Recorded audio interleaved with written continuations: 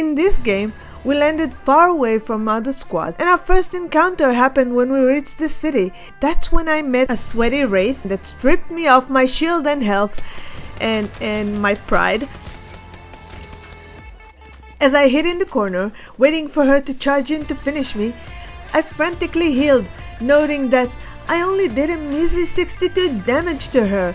If I was going to face her again, I would have to do better than this. Her fierce attacks left no doubt in my mind that she would not let us off the hook so quickly.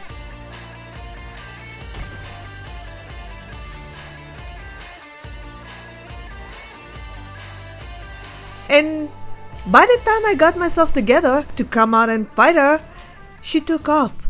Probably got bored waiting for us to fight her. But even though I was almost demolished, I noted to myself that Loba had my back, while Pathfinder, well, only God knew where he was at that point. I wasn't fooled by Wraith's retreat. She was either circling around us to get us from the back, or waiting outside the exit in the front. So I came out with extreme care and repositioned. There was no doubt in my mind that she did not go very far.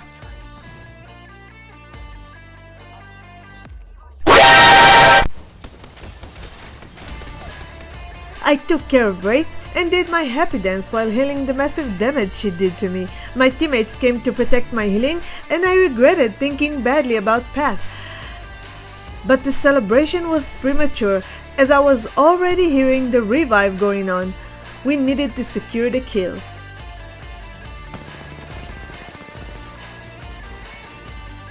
By the way, I don't understand why people crouch in a fight. I get strafing, I forget to do it myself, but I see how this makes you harder to hit, but crouching while shooting makes you slower, doesn't it? Well, it doesn't matter, since all this babbling was meant to distract you from the fact that I swiped the purple armor even though I didn't get any kills from this fight. As we were happily looting as if we were taking all this stuff home with us, a suicidal lifeline came at us. And this time, I made sure to secure the kill. I am not getting flushed back to the lobby with 0 kills after all this.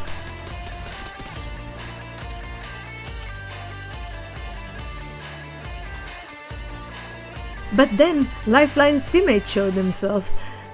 But they seem to have learned a lesson, and instead of running in, they started a game of Pokey Poke with me.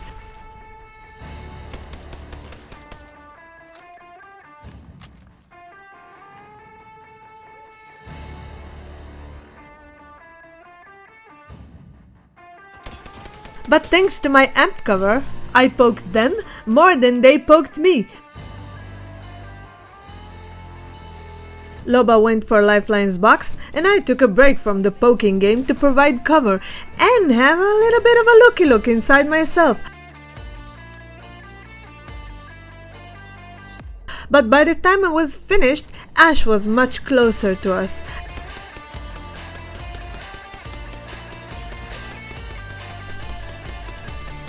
Just in time to prove my previous point about strafing. After the pole ate most of the bullets in my magazine, I decided to reposition, but then I heard the sound of a Petsy drone flying over me.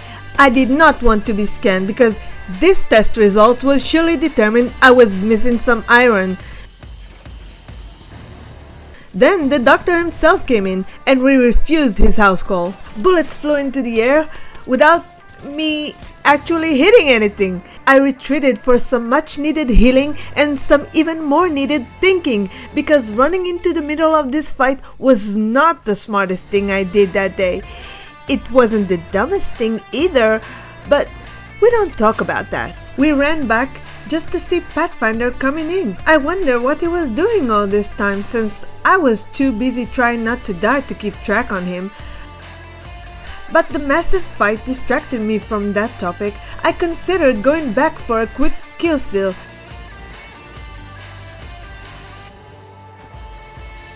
But the constant scanning and the 10 seconds mark for ring close convinced me to move on from this fight and into the ring. And it turned out that playing smart paid off for me. The gods of Apex delivered me with an easy kill. It seems that by abandoning the previous fight, we arrived early for the next one, because more enemies were coming.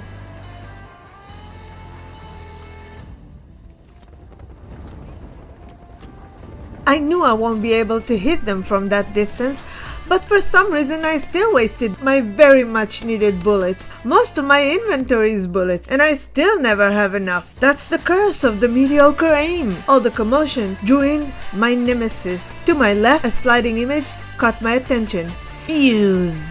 And then he crouched. What is it? Crouching day? Another easy kill. With a punch. I ran in to secure my kill.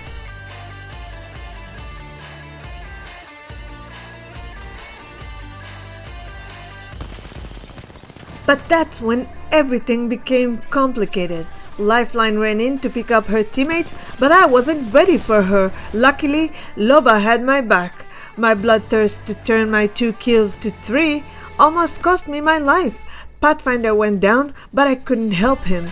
I was too busy hugging a rock. While I was healing, Loba was trying to make a Bangalore salad with her Final Fantasy sword, and Lifeline was trying to sneak away, but I put a stop to that nonsense immediately. Also, I think she was pinging me to her teammate, and I don't like to be pointed at ever since I was in 3rd grade, and my mom tried to make me stop being a tomboy by forcing me to go to school with a skirt, and all the boys, they laughed and pointed at me. Where were we? But the Bangalore was sneakier than we gave her credit for. I didn't realize it in real time, but Bangalore took off just a few seconds before Fuse's banner timed out. And the other thing I didn't realize is that with Lifeline on her team, she did not need the banner. She could craft them. Letting her go was a big mistake. We will pay for it with our very lives later. But right now, round 4 was closing and we needed to find our way into the ring without running into the crossfire of the fight already going on. And that way was perfectly provided by Pathfinder, delivering us right into high ground. That spot was already taken by Valkyrie, but a 3v1 was way too easy. I mean, 2v1, cause Pat was gunned down right away, and it was down to me and Loba versus a Valkyrie who refuses to admit she was outnumbered. Down she went, and so did our Pathfinder. At this point, I felt like me and Loba were synchronized completely, pushing together and backing out together. We were a force to be reckoned.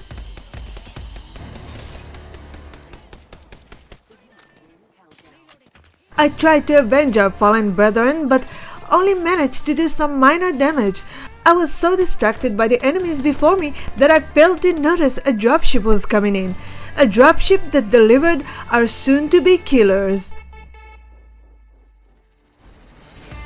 A brave Pathfinder ziplined into me and Loba's new home and was refused entrance.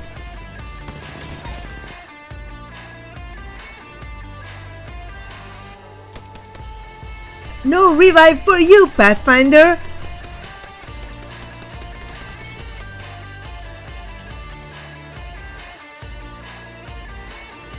I picked up our teammate's banner hoping to stumble upon a mobile respawn beacon and went on into the next ring as round 5 was about to close. At this point, I didn't even have to look. I already knew Loba would be right behind me. This gave me courage to face any enemy. Hey, I just charged that shield. It's only now while I'm editing this video that it occurs to me that I could have asked Loba to put up her ult and look for a mobile respawn beacon. Oh well, yet another nail in our future coffin. I picked a new home for me and Loba with a balcony and a view to the bright red closing ring, only to be invaded just a few seconds later. Real estate wars were a killer.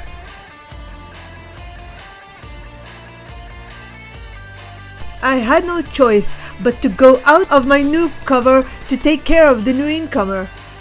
I circled around the rock just in time to dodge her ult and took care of this neighbor from hell.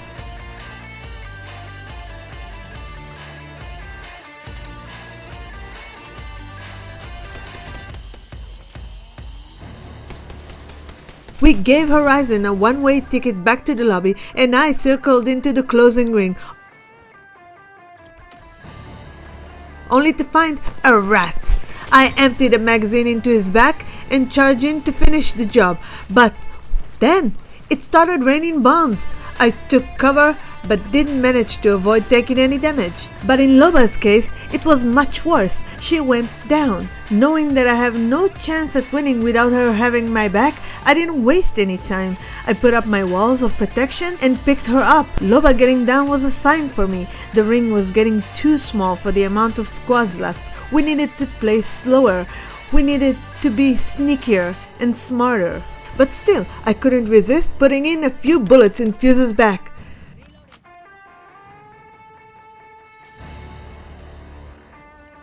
I tried going back to our old home, but soon realized this was not a good spot since they had a clear view at us from the roof, and while they had cover, we didn't. It's been 30 seconds since I decided to play slow and already got bored, so I went for a trip to that rooftop to see if I can get a quick knock.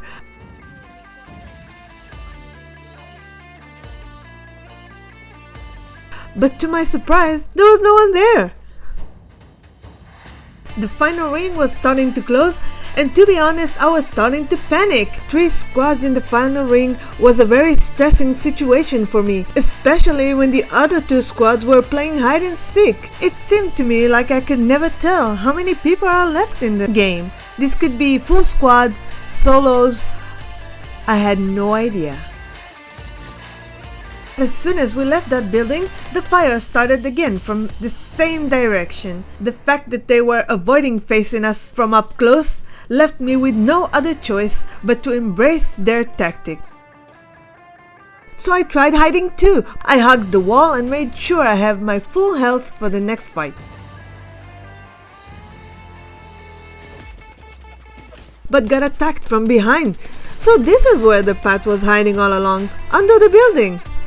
I knew the third party was about to start, but I didn't know I was going to get arc start right in the eye. And that's when I recognized that Bangalore.